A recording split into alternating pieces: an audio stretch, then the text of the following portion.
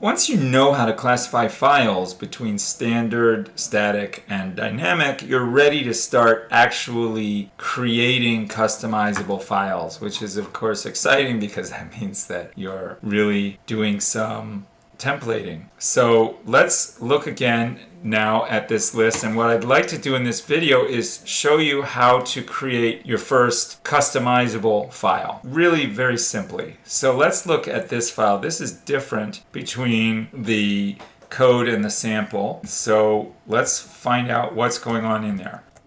I'm going to repeat what I did in the last video and actually do a comparison directly.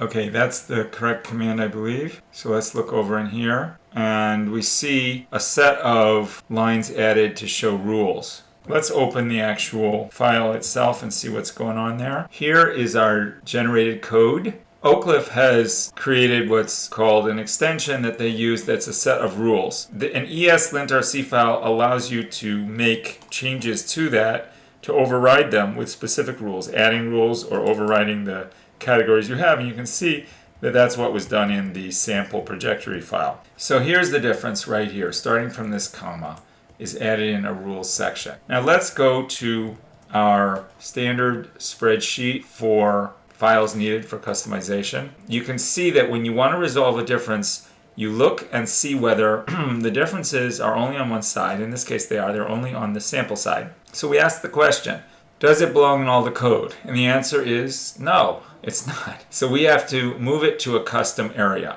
Now, what that can mean is you can move it to the custom directory, but you can't move an ESLintRC file to the custom directory. In fact, you can't move it at all. So the other option is to create a custom location within it, and that's what we're going to do now.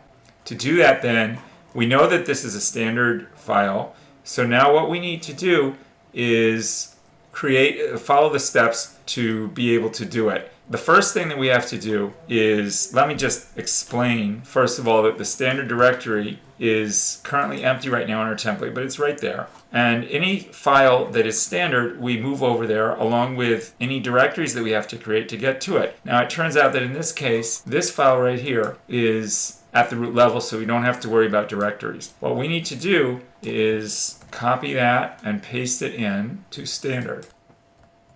As the instructions explain, we have to append HBS to the end, right? We say copy each standard file into the directory needed within standard files, and you append HBS. And then finally to make them customizable. But what we're gonna do is, let me go ahead and copy that file, and then let's open it up.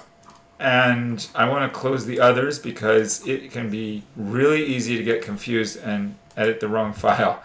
You know what? I don't like what I did. I copied from code. I should have copied from the sample, from trajectory. So let's repeat that. Okay, let's overwrite what we had before, and now we're ready here to modify this file. So now let's move to how you make a file customizable. First of all, you want to make sure that the extension gets caught in the filter, and this almost never happens, but we have beginner's luck. Our first file is not going to be satisfied by our current filter in our config. So you check, normally this is set up for TypeScript and Markdown files. This is a glob pattern, so you can study up on glob patterns, or you can just do what I'm about to do. You just simply can add, you can put a plus and put parentheses around there. Then you can add other patterns. So we're going to create one that is a direct match to this file. That way now, when NSFlip goes looking for files that have been customized, it's going to find us. Then we have to put a file identification line in currently. That probably will change. But as of now, NSFlip expects to know about this file. Then the third step is actually marking up the text. Now what we want to create is a custom location. So to do that, you have to insert in a marker here. What we'll do is we'll create it within rules. We have to name it. Let's name it lint rules. And this is going to become a custom region that people can add things to. So first, I want to generate code. Now let me show you something. The cycle here involves a different command, regenerate. As the instructions explain, that you call regenerate code anytime you're not changing the startup sequence. But if in the context of adding needed files, we realize there's something else that we have to do to update our setup routine, then of course we're going to have to run the new starter command again, which of course takes longer. So this is preferable.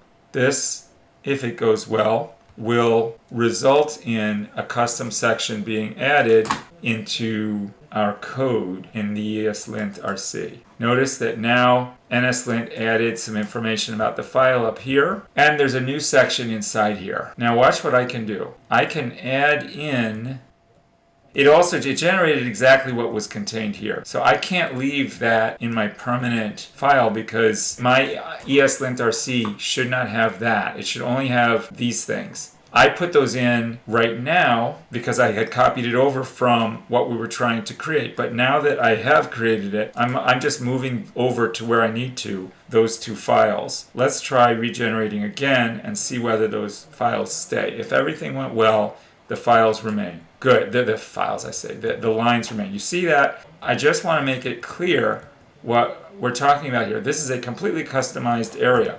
So I can put in anything that I want, and it will be saved. You see, it's saved because this is a custom area. What happens is NSLint stores what we've got in this file in the meta directory as custom code, and before it generates, it captures all of the custom code and then it restores it in where it belongs. So now we've got the ability to be able to create different files using our template, which just has this in it, an ability for people to add any little rules that they want. So in the next video, I'm going to show you how to do this in a more sophisticated way using context as well. There's a lot of context built into the NSFlip tool.